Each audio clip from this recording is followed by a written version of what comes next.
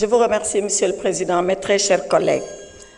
En ce jour où nous sommes ici réunis, notre Assemblée nationale a rendez-vous avec l'histoire. Elle a rendez-vous avec l'histoire parce qu'il nous est demandé de poser un acte grave et solennel en enlevant l'immunité parlementaire d'un collègue député. Serions-nous, mes chers collègues, à la hauteur de la gravité de l'acte qu'il nous a été demandé de poser? Je l'espère. Je prie sincèrement que nous puissions être à la hauteur de la gravité et de la solennité de l'acte qui nous a été demandé de poser. Dans son épître aux Corinthiens, l'apôtre Paul, martyr de la foi, disait ceci à ses fidèles.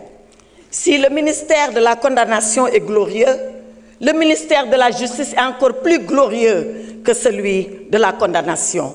Oui, il avait tout à fait raison. Le ministère de la condamnation, c'est le ministère de l'examen des faits. Le ministère de la justice, c'est celui de la balance qui pèse et qui suppose les faits. Avons-nous été justes avec notre collègue? Avons-nous pesé et supposé avant de prendre la décision? Bien sûr que non.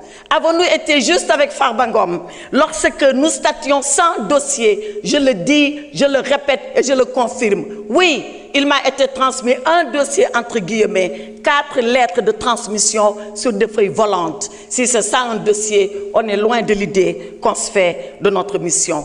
Avons-nous été justes vis-à-vis de notre collègue Mohamedou Ngom lorsqu'il aura suffi 10 jours, samedi et dimanche compris, pour statuer dans la précipitation sur cette demande de levée de l'immunité parlementaire? Avons-nous été justes lorsque nous sommes juges le jour et procureurs impitoyables la nuit? Voilà ce qui s'est passé. Et voilà pourquoi, dans la longue histoire de notre Assemblée, pour la première fois, une demande de levée d'immunité parlementaire a suscité autant de débats, autant de controverses et autant de polémiques. Et pourtant, il nous faut décider.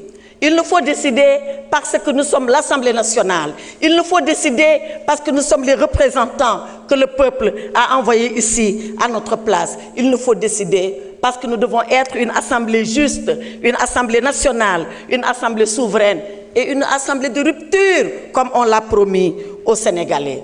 Voyez-vous, Monsieur le Président, je m'en vais terminer sans presque plaider, sans presque vous dire ce que nous devons faire pour notre honorable collègue. Savez-vous pourquoi? Parce que notre honorable collègue n'a jamais voulu venir ici pour demander une quelconque protection. Il ne l'a jamais demandé parce que dans le Fouta lointain d'où nous sommes originaires, il nous a appris une chose. Il nous a été appris là-bas que vivre dans la peur est un échec de la vie. Nous n'avons pas peur, nous, de la mort. Et c'est pour ça que nous n'avons pas peur de la vie. Et Mohamedou Ngom est prêt à affronter la vie parce qu'il sait qu'il va affronter un jour la mort. Sousi maya, huli maya, sous maya, minen ko dum min jangina, ko dum min gandi, ko dum min muynina, ko dum wala men bibbi futankobe. Farbinu sousi mo wour, obi sousi mawo may, te dum do ma gas ender Sénégal, min jabata ha ila yawmi dini, penali une pawe e do men, min jabata ha ila yawmi dini, gonga men ina tete, ko dum minen woni darde amen do. Ici, dans cette assemblée, l'honorable Farba Ngom a confié son sort à Allah subhanahu wa ta'ala. C'est le seul juge, c'est le dernier juge et c'est le meilleur juge. C'est le juge qui jugera ceux-là qui ont jugé. Jugeons pendant que nous pouvons encore le faire. Jugeons pendant que le peuple sénégalais nous regarde. Jugeons pendant que nous sommes là, face à notre conscience. Le reste appartiendra à l'histoire et l'histoire jugera Mohamedou Ngom. Je vous remercie, mes chers. Je vous remercie, honorable député.